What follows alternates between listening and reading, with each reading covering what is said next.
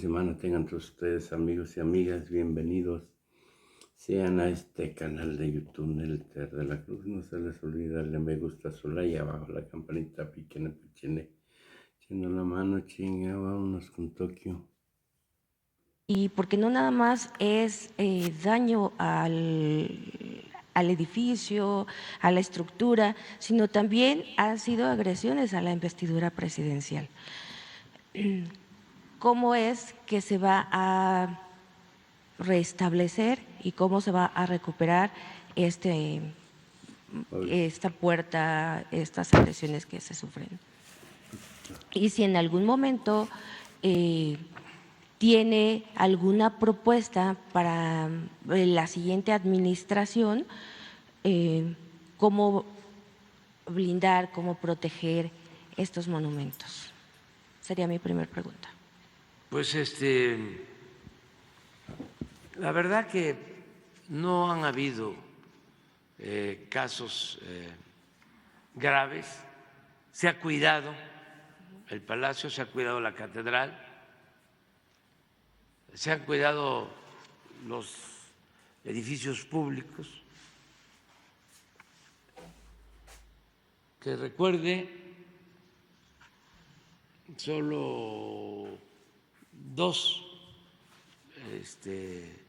intentos de entrar por la fuerza, ¿no?, al palacio, uno de maestros de la CENTE de Oaxaca por la puerta principal, Mariana, con una camioneta, pero ellos mismos, cuando se dieron cuenta de que no era correcto su proceder, ellos mismos sacaron la camioneta. Eso creo que hace como 2 años. Y lo que pasó la semana pasada, lo que sucedió la semana pasada. Nada más. Sí, pero eso no fue significativo. Hay que cuidar el palacio, hay que cuidar estos edificios históricos. Ahora con la marcha de las mujeres, las que defienden los derechos de las mujeres, que es muy legítimo, pues no todas, ¿no?, sino hay siempre un grupo pues que sí actúa, ¿no?, queriendo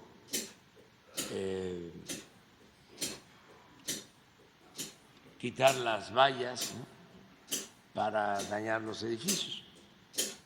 Ahora fue muy notorio de que se enfocaron más. Primero, pueden dejar sin protección el gobierno de la ciudad, el antiguo ayuntamiento,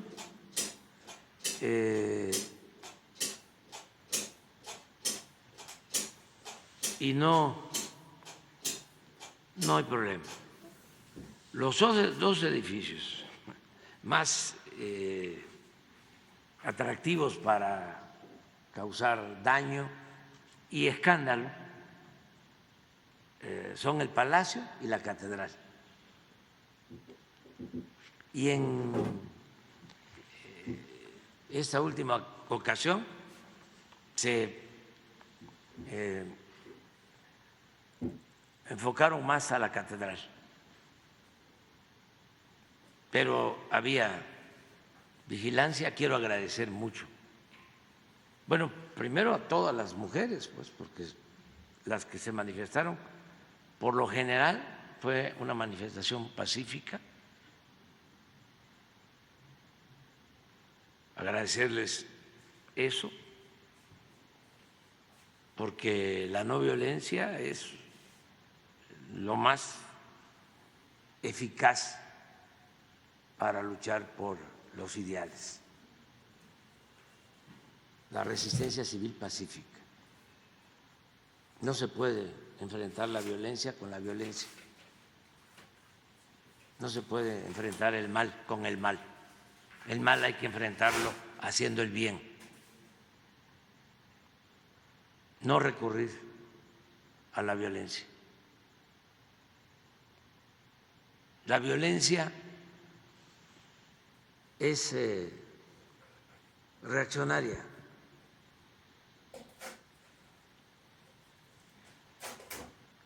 La no violencia es revolucionaria.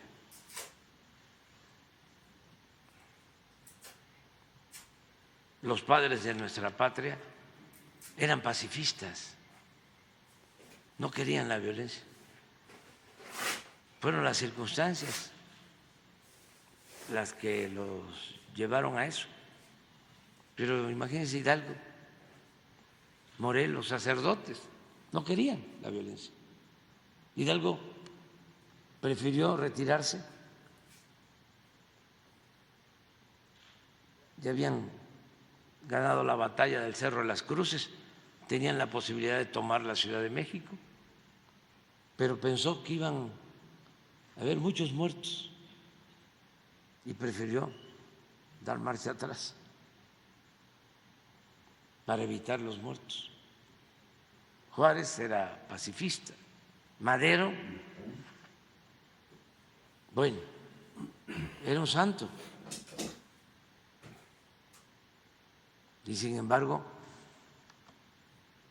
tuvo que llamar al pueblo a tomar las armas, porque no había otra forma de derrocar a la dictadura porfirista, antidemocrática, esclavista.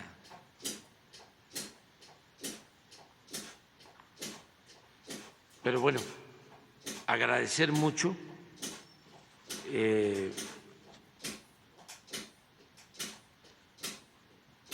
que se portaron muy bien las manifestantes. Entonces, seguir protegiendo el Palacio y estos sitios históricos que pertenecen a todos los mexicanos.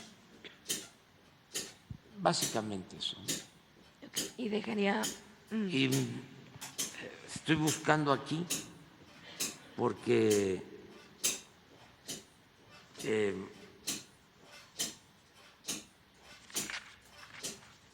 por la corrupción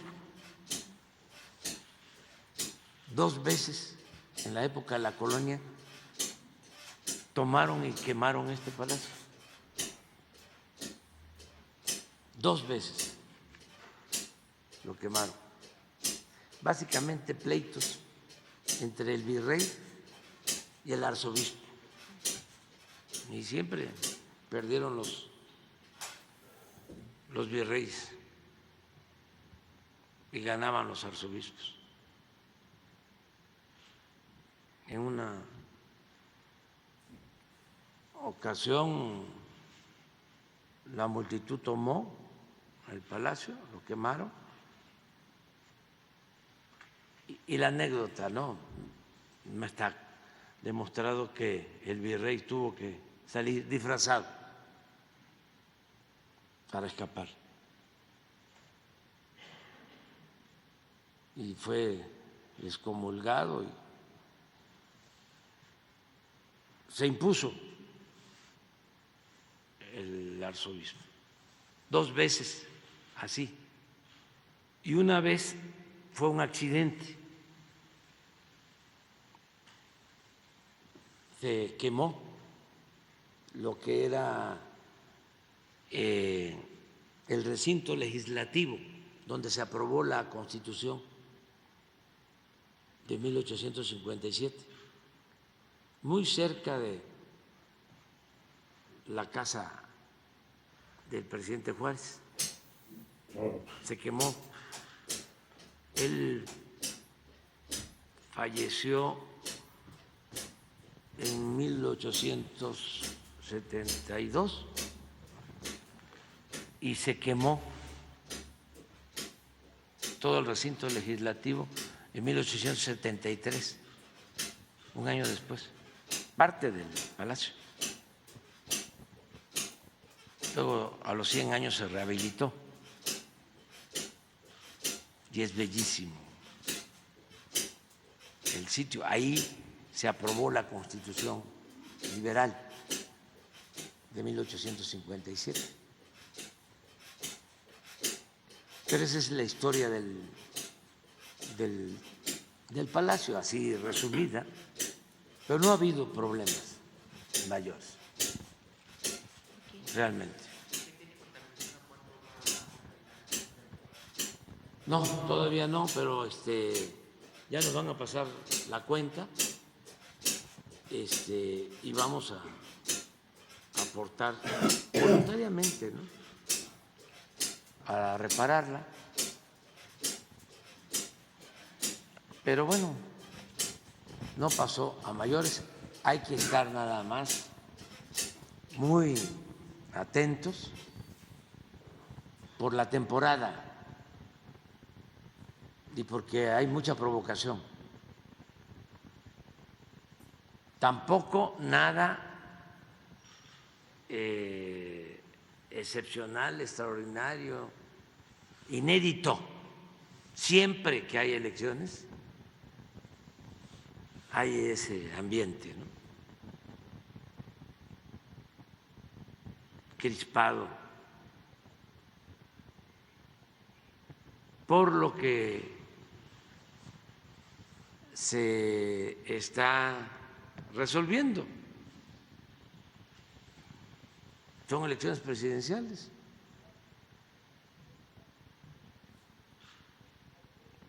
Estamos viendo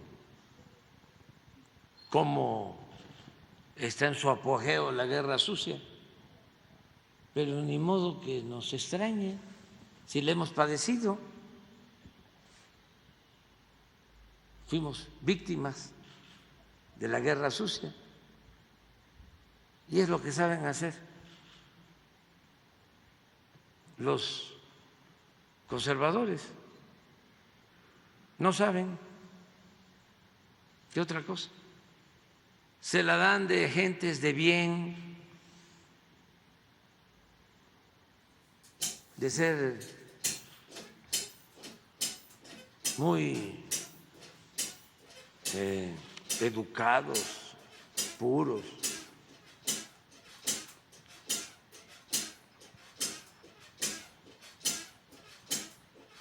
de buenos modales, que siguen al pie de la letra el manual de Carreño.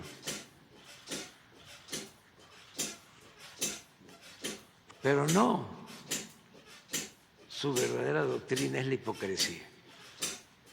Son muy autoritarios, muy hipócritas, chuecos y corruptos. Entonces, como ya los conocemos, pues ya sabemos. Lo que no se debe hacer es caer en ninguna provocación, evadir el acoso.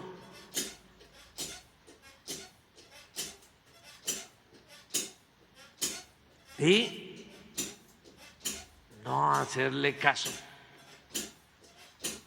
a la prensa vendida o alquilada, a los del conservadurismo, que son casi todos, más en esta temporada, que están canasteando con los convenios de publicidad, con honrosas excepciones, siempre,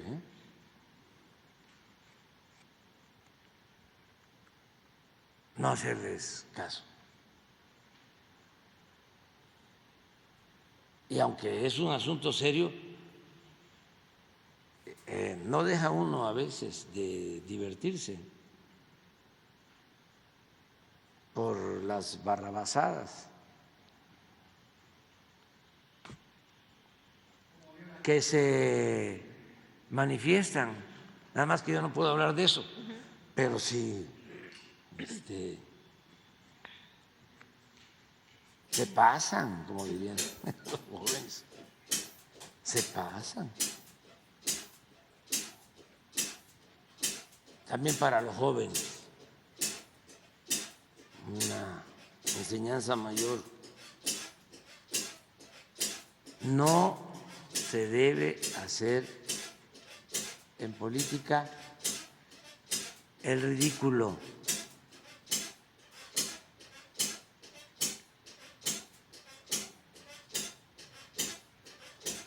Y nada de acostumbrarse a comer sapos. Porque antes decían que la política era comer sapos sin hacer gestos, aprender a comer sapos sin hacer gestos.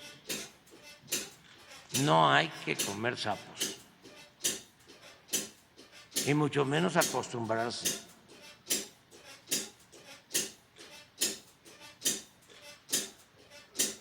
Nada de que ya dije una mentira y voy a decir otra y otra y otra y otra, porque el fin justifica los medios. No, no. Hay que actuar con ética. La política es un imperativo ético.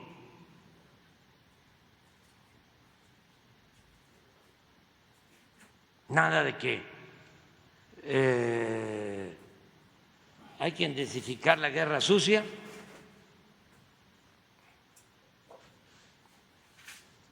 y no limitarnos, sin escrúpulos morales de ninguna índole. No, eso no es la política. Eso es politiquería. O como se decía antes, grilla, barata, corriente.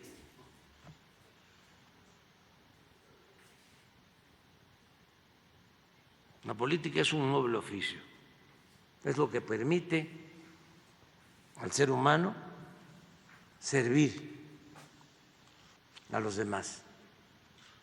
Y la política se hace con ideales, con principios.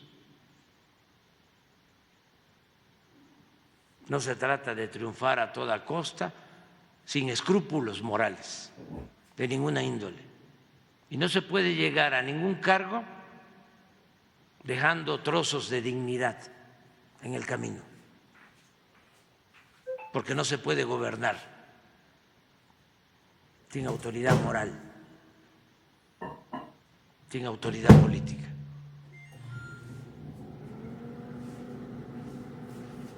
Entonces, eso, aquí aprovecho para decir que lamento mucho, mucho lo que pasó en Chilpancingo con el joven que fue asesinado, que ya se atrajo la investigación, se va a castigar a los responsables y envío mi pésame a los familiares de este joven, a sus amigos, y no vamos a permitir la impunidad. Se va a castigar a los responsables. No se va a fabricar nada para proteger a los responsables. No permitimos la impunidad. Y me dolió muchísimo. Me duele mucho. Y vamos a actuar. Sobre ¿qué es lo que dice la selección? No me metes lo que quieres, hija. a decir eso, presidente? ¿Hubo un abuso? Hubo un abuso de autoridad. Sí. Todavía no quiero adelantar, pero sí, no disparó el joven, por ejemplo. Entonces, hay que ver todos los peritajes, ya se hicieron y ya está el expediente en manos de la Fiscalía General y no vamos a permitir ninguna injerencia, tentación de querer proteger a los responsables. Sí, creo que los policías que participaron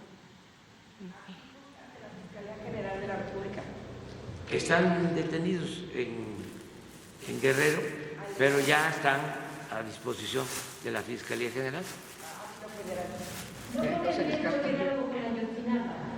No, son cosas completamente distintas.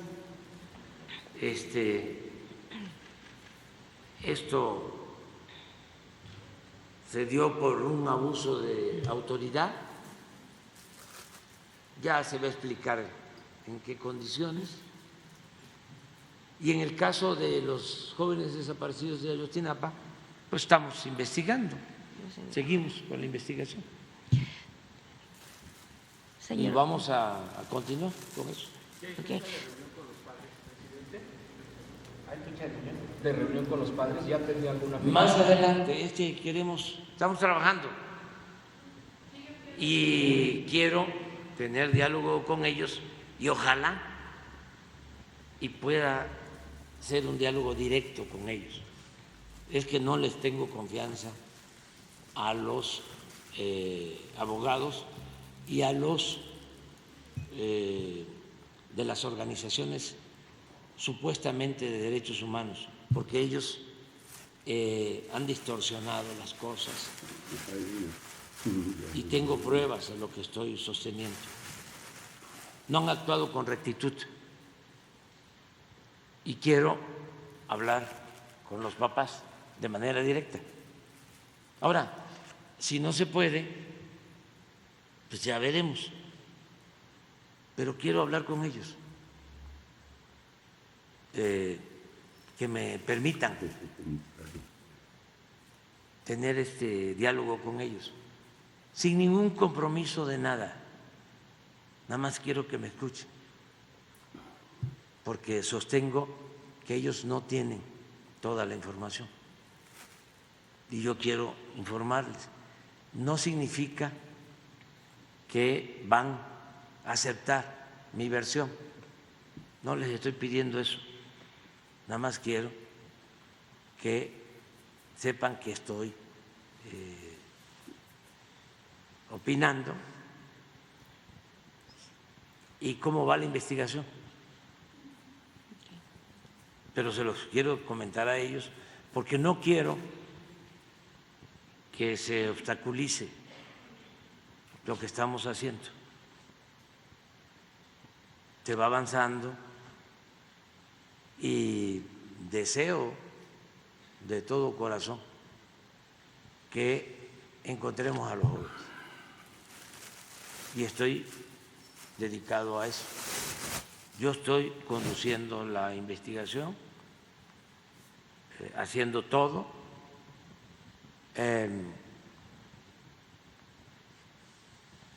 Hemos contado con la cooperación de algunas personas que son claves y esto nos está ayudando, y a esas personas les digo que soy un hombre de palabra y que en la medida que nos ayuden van a contar con nuestro reconocimiento y apoyo.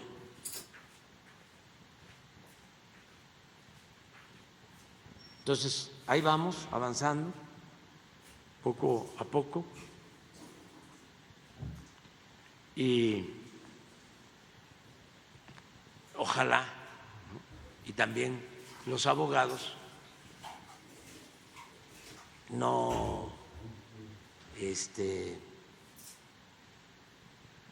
lleven a la práctica esto que sostuvo un abogado de que iban a ir a los actos de una candidata, ¿no? Que no vayan a los actos de los candidatos a provocar, que no olviden que un dirigente puede poner en riesgo su vida, pero no tiene el derecho de poner en riesgo la vida de los demás. Y no manipular, porque eso no tiene nada que ver con la revolución, eso tiene que ver con el conservadurismo. Es la actitud siempre de la derecha. Siempre la derecha utiliza provocadores para manipular. Acaban de traer a una señora de una asociación que hay en México, una joven, creo, diputada española, sí, le dieron una gran difusión los conservadores.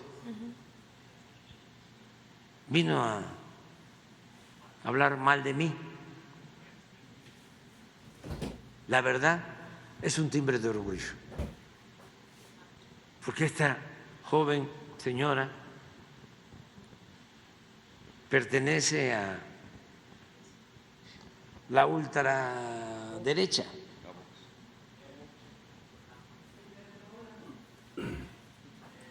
No más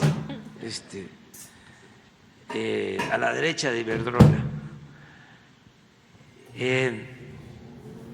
Hoy, por ejemplo, y es muy lamentable, se conmemoran 20 años de el bombazo a un tren en España, lo de Atocha. Antes de las elecciones, esto para los jóvenes, porque fue hace 20 años. Unos días antes de las elecciones, los dos bloques, ¿no?, en España, Partido Popular, que es al que pertenece esta joven señora,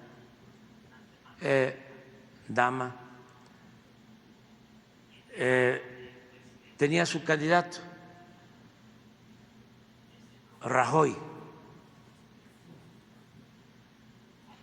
Aznar era el presidente también del mismo Partido Conservador y Rajoy era el candidato. Por el PSOE, que es el otro agrupamiento, era Zapatero, hace 20 años. Entonces, de manera despiadada, inhumana,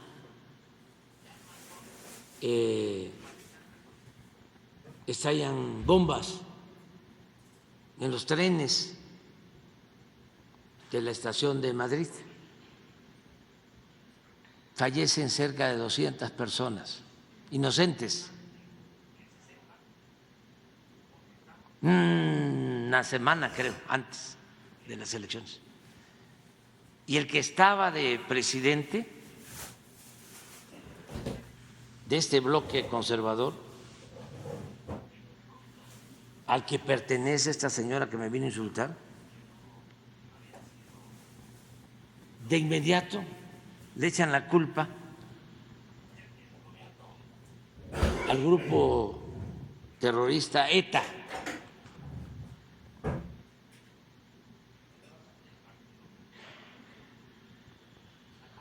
vascos, y arman todo para echarle la culpa, para sacar provecho. Todo esto es interesante que se sepa porque estamos viviendo en tiempos de elección. Entonces, se demuestra, pero pronto, que no habían sido los de ETA. O sea, que el gobierno conservador del Partido Popular mintió al pueblo, pero la gente se da cuenta de que era mentira y empiezan con los celulares a transmitir lo que había sucedido. Creo que hasta los que habían puesto las bombas se habían atribuido el hecho. Otro grupo violento, que al final así sucedió.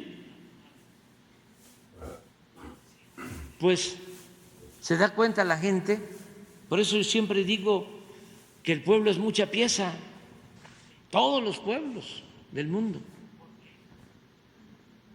Y los políticos corruptos, y más los políticos conservadores, piensan que el pueblo es tonto.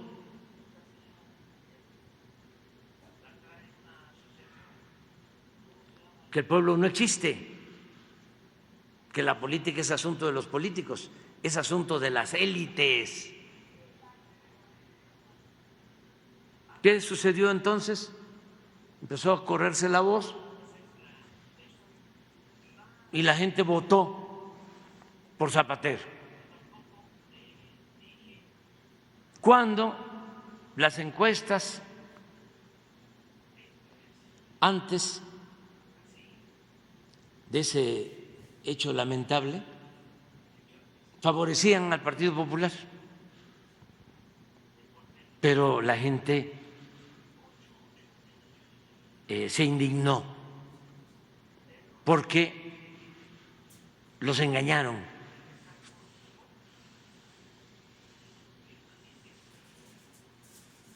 Entonces viene esta señora ayer, la trae una asociación. ¿Cómo se llama la asociación que la trajo? Festival de Ideas. ¿Debate de qué? Festival. Ah, entonces esa es la historia.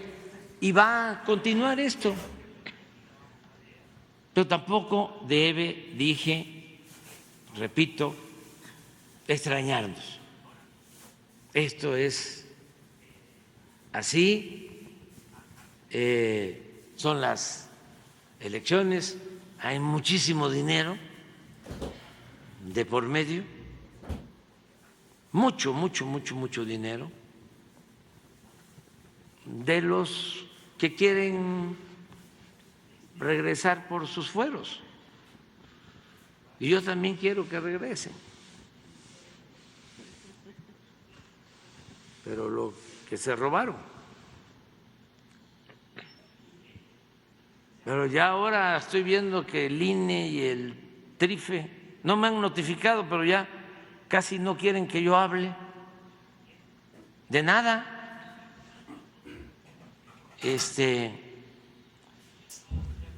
Voy a esperar la notificación y aquí la vamos a leer para ver qué podemos decir y qué no podemos decir. Ahora, hasta los periodistas. Uno salinista, como hay tantos salinistas, no voy a infringir la ley, tantos periodistas salinistas. Bueno, uno de ellos pidió un amparo para que yo no lo mencione aquí. Entonces, ya está de moda el que se amparen para que yo no los mencione y ellos puedan, fíjense, qué equitativo, qué justo, ¿no? Qué igualitario, ¿no? Ellos puedan calumniarme a sus anchas y usted quédese callado, no diga nada, aguante. Nada más es Andrés Manuel, aguanta, el pueblo se levanta. Pero está de moda ahora el amparo para que yo no hable. No pueda yo usar mi derecho de réplica.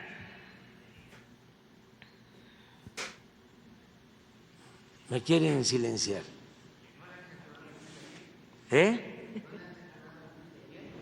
Sobre la refinería. La refinería. Ah, no, porque eso son personas. Yo leí lo que dijo el presidente municipal de Cadereyta y me llamó la atención. Ya después me enteré.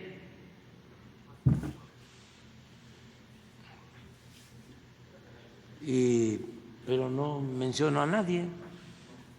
Digo personas. Señor. No puedo yo meterme a eso. Si se trata de Pemex, sí puedo hablar. Sí puedo decir que se necesitan las refinerías. Sí puedo decir que gracias a que estamos rehabilitando las refinerías, que gracias a que se compró la refinería de Deer Park, que gracias a que ya estamos a punto de que empiece a producir la refinería de Dos Bocas, pues yo creo que para cuando mucho abril, el mes próximo. Y bueno, señor. Finales de este mes, el mes próximo, y va a producir pues el 20% de las gasolinas que necesitamos. Y se hizo en tiempo récord y también con un precio récord en plena epidemia, pandemia.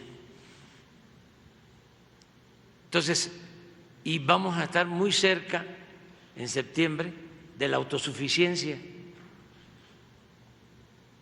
Y gracias a ese plan de refinerías no se aumenta el precio de las gasolinas. ¿Por qué no pones los precios de las gasolinas? Porque esto se debe precisamente a las refinerías, porque antes se vendía petróleo crudo y comprábamos gasolinas. ¿Saben desde cuándo? Desde que inició el periodo neoliberal. No se hacía una nueva refinería desde 1982. ¿Cuándo inicia el periodo neoliberal? 1983. Porque la política de los neoliberales corruptos era vender petróleo crudo y comprar gasolinas. Es como vender naranja y comprar jugo de naranja. Porque sostenían que el negocio era vender petróleo crudo. Pues sí, es negocio vender petróleo crudo, pero también es negocio refinar el petróleo crudo, darle valor agregado al petróleo crudo. Entonces son políticas distintas. Entonces cuando dicen vamos a cerrar, entonces vamos a seguir comprando. ¿Y a quién vamos a beneficiar? ¿Quiénes se benefician con la compra de las gasolinas en el extranjero?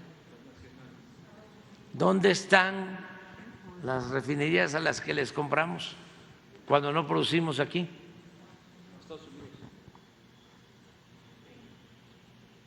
En Texas.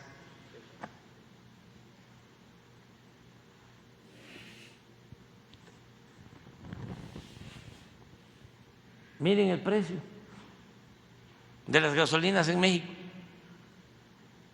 pero pon el precio de cuando estaba Calderón y Peña Nieto. ¿Cuánto costaba la gasolina en México?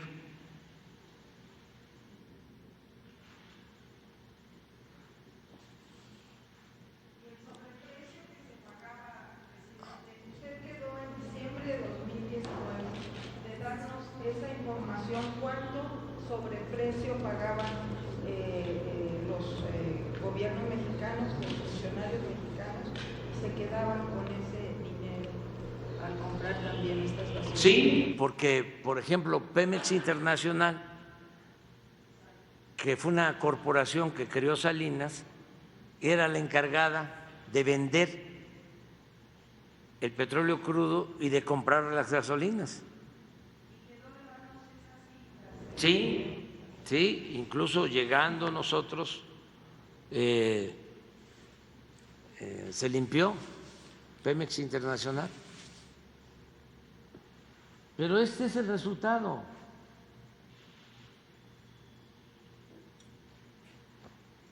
Esto es lo que hemos logrado. Y ya estamos a punto de dejar de comprar las gasolinas. Y nos ayuda mucho porque si tenemos precios bajos en las gasolinas, tenemos precios bajos en las mercancías, en los alimentos, tenemos control de inflación.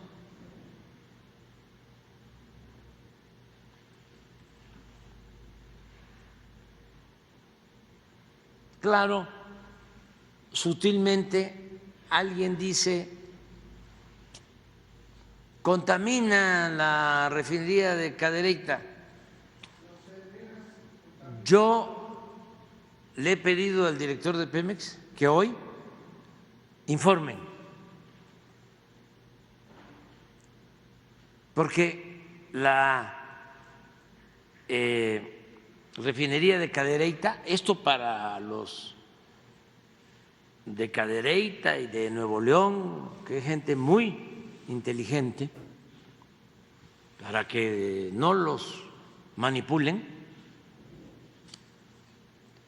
se les van a presentar todos los datos sobre las emisiones que produce la refinería de Cadereyta. Y no está fuera de la norma, está por abajo de la norma. Y hay otras plantas, no quiero polemizar sobre eso, que son las que contaminan.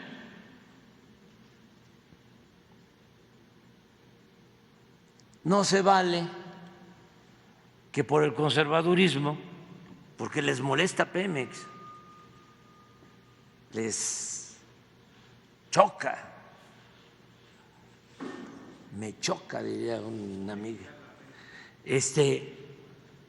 quisieran cerrar.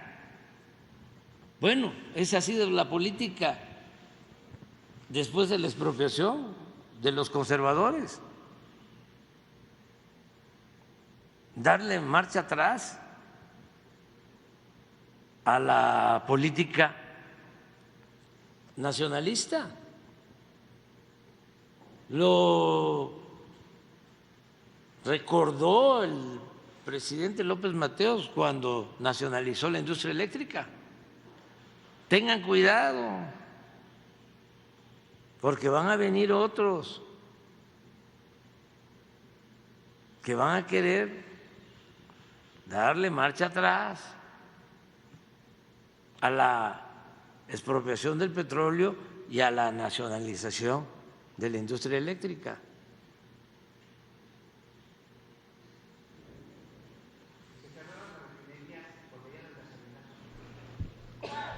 Es que nos quedamos, ¿sí?, a expensas del mercado internacional.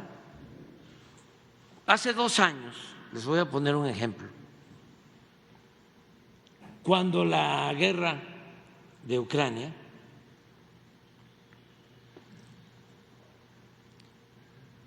el petróleo se fue a las nubes, el crudo, y las gasolinas igual. Nosotros tomamos la decisión, porque lo podemos hacer, porque el petróleo no está privatizado, afortunadamente, o no está privatizado del todo, porque lo intentaron y no les dio tiempo, que sonó la campana y llegamos nosotros y paramos la privatización. Entonces, tenemos la producción de petróleo, Pemex produce, a pesar de la reforma energética, 1.800.000 barriles. Y los particulares, a los que les entregaron contratos, apenas producen 30.000 barriles, porque les dieron los contratos y en vez de producir se dedicaron a especular. No les dio tiempo de entregarles toda la reserva de petróleo de México y le quedó a la nación el 80% del petróleo. Y con ese 80%, sin cancelar los contratos que les habían entregado, con ese 80% sacamos adelante, estamos rescatando a Pemex, como lo estamos haciendo con la Comisión Federal de Electricidad. Entonces tenemos ya mayor producción, tenemos más producción de gasolina y ya tenemos más mercado interno. Ya Pemex obtiene el 75% de sus ingresos del mercado interno. No tiene ingresos como antes solo de la venta de petróleo crudo. Ya Pemex obtiene ingresos, utilidades de la distribución de las gasolinas, porque Pemex distribuye el 80% de las gasolinas. Entonces pueden ir a una gasolinería con marca extranjera, pero esa gasolinera o gasolinería de marca extranjera le compra a Pemex la gasolina. Eso es importante. Entonces, viene la guerra, se van los precios arriba, nosotros por la venta del crudo teníamos un excedente y decidimos este excedente por el crudo lo vamos a meter a subsidio al precio de la gasolina.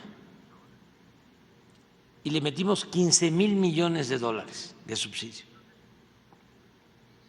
Pero eso lo pudimos hacer porque tenemos el dominio de la nación sobre Pemex. ¿En qué nos ayudó esto? En que al tener bajo el precio no se nos disparó la inflación, no se dañó la economía popular.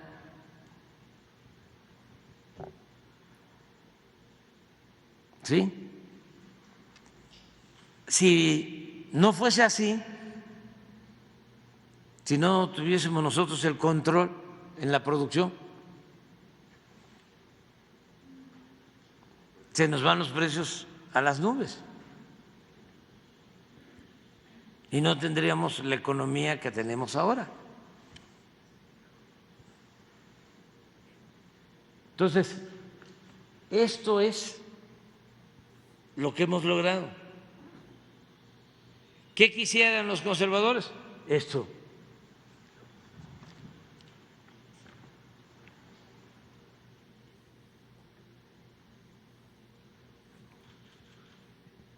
Esto. O esto.